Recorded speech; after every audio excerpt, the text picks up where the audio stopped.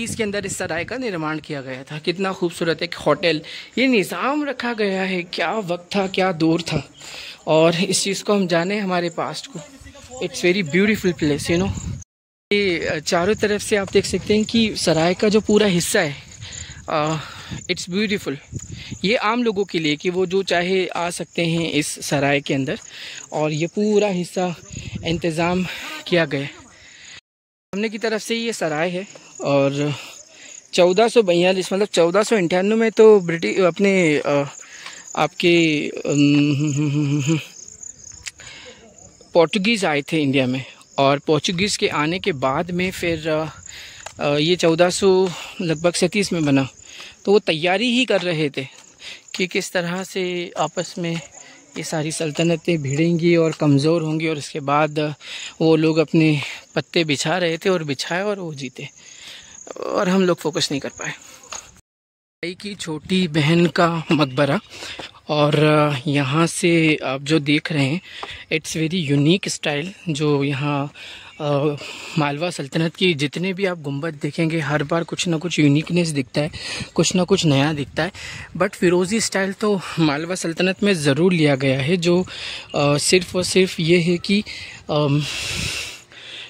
Central Asia का एक copy है।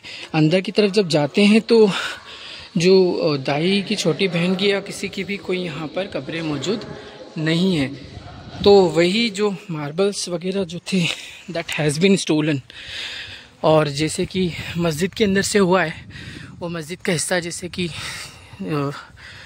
चोरी किया गया, तो ऐसे ही दाई की छोटी बहन की जो कब्र का हिस्सा भी, क्योंकि वो मार्बल्स वगैरह काफ़ी महंगे थे, हो सकता है कि वो कहीं ना कहीं तो लगाए ज़रूर गए होंगे। और सामने से मलिक मुगीस की मस्जिद और ये सराय, और ये पूरा एक और पार्ट है।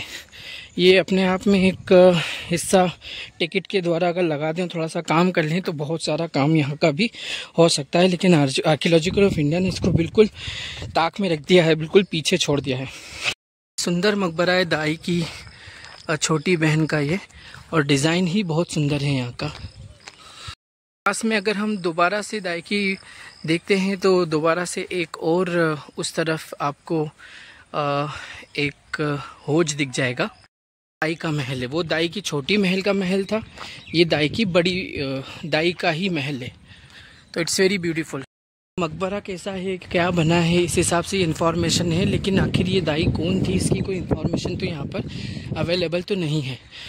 लेकिन ये है कि सिर्फ कि इसका डिज़ाइन बहुत सुंदर है, और इस वजह से इसका आई एम मेकिंग वीडियो।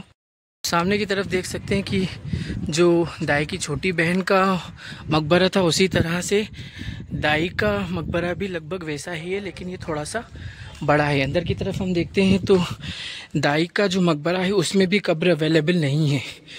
हो सकता है कि वो काफ़ी प्रेशियस स्टोन है, तो प्रेशियस स्टोन होने की वजह से वो यहाँ से गायब कर दिए गए हों, या फिर दो ही चीज़ें हैं कि या तो प्रेशियस स्टोन्स होंगे तब वो गायब किए गए होंगे, या फिर यहाँ पर वो चोरी जैसा तो इसमें लगता नहीं है, क्योंकि यहाँ मार्बल्स बिछे हुए हैं। और ये भी हो सकता है कि उसको दोबारा से एक नए शेप में लाने के लिए ये किया गया हो। और दाई के इस मकबरे के इस तरह से हम देखते हैं तो दूसरी तरफ हमें दोबारा से एक और बावड़ी दिखती है। मतलब सीधी सी बात यह है कि जो सल्तनत रही है मालवा, वो पानी का जो स्टोरेज है वो बहुत अच्छे से करते थे। और ये जो मकबरा है it's very beautiful, it looks so good. और सामने की तरफ ये जो है बिल्कुल मकबरे के सामने एक मस्जिद बनी हुई है।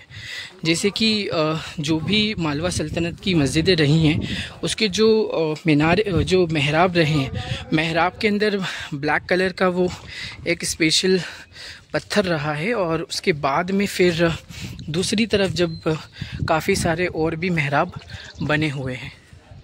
सो दिस इज़ दाई का मकबरा। में आपको चारों तरफ मांडू आने में एक दिन तो काफ़ी नहीं है दोस्तों। मांडू के लिए या तो फिर आपको सुबह लगभग, अगर आप सफ़र शुरू करते हैं सुबह 6 बजे से, तो शायद आप कवर कर पाएंगे शाम को 12 घंटे में, वो भी बहुत स्पीड के साथ में। इट्स नॉट पॉसिबल कि आप पूरा कवर कर लेंगे। तरफ भी एक मकबरा है, रोड के ऊपर से हम इसका वीडियो ज़रूर ले लेंगे। दोस्तों खूबसूरत बड़े यहाँ पर आपको मकबरे मिल जाएंगे जो अननोन। तो इस तरह के लॉट्स ऑफ, और सामने की तरफ से सामने देख सकते हैं कि वहाँ के मैंने दाई के और मुगीज़ की मस्जिद के यहाँ का मैंने जो वीडियोस बनाए थे, यहाँ से वो दिख रहे हैं। सो दैट इज़, तो जाली वाले मकबरे की जालियाँ तो निकाली जा चुकी हैं और ऊपर की तरफ से ज़रूर हवा का एक हिस्सा बनाया गया था और नीचे की तरफ पूरा जंगल है। कुछ लोग भी अब बस चुके हैं हिस्से में। तो ये है जाली का महल और ऐसे बहुत सारे यहाँ पर आपको मकबरे दिखेंगे जो अननोन हैं और वहाँ की कोई इन्फॉर्मेशन अवेलेबल नहीं है कि आखिर उसे किसने बनाया है। ये एक मकबरा है जिसे जाली के महल के नाम से जाना जा रहा है। और अच्छा, एक दूसरी चीज़, जो यहाँ की जालियाँ हैं ना दोस्तों, वो पूरी पैक हैं। गुजरात सल्तनत की जो जालियाँ हैं उससे मेल तो खा रही हैं, लेकिन गुजरात सल्तनत की जालियाँ खुली होती हैं और छोटी होती हैं, और ये जो है ये पैक है।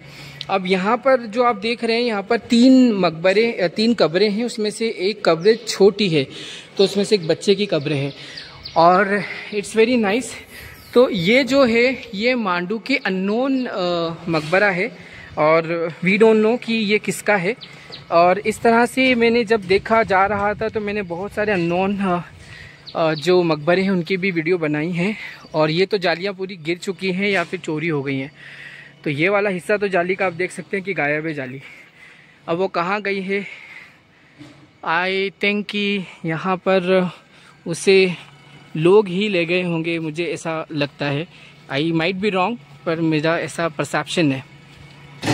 तो दोस्तों ये थे अज्ञात मांडू के मकबरे and I hope you liked all the information in is I tell you in my all the videos. Please like the video, share the video, subscribe the channel and thank you for watching and your support. Because of your support my channel is growing so much. So have a nice day, keep smiling, and again thank you for watching.